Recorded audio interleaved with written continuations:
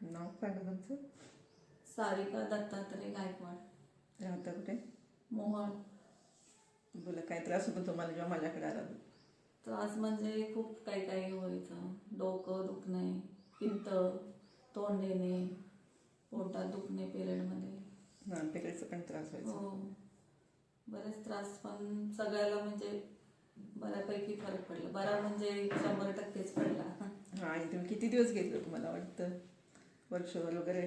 दोन 3 वर्ष घेतली. हां, काय त्यानंतर बंद पण केलं? माझं सगळंच पूर्ण बंद पूर्ण कमी बंद. झालं. डोकं, तोंड, पित्त. पाळीचा त्रास सगळंच कमी झालं. हो, आणि आता ट्रीटमेंट बंद करून पण जवळपास तुम्ही किती?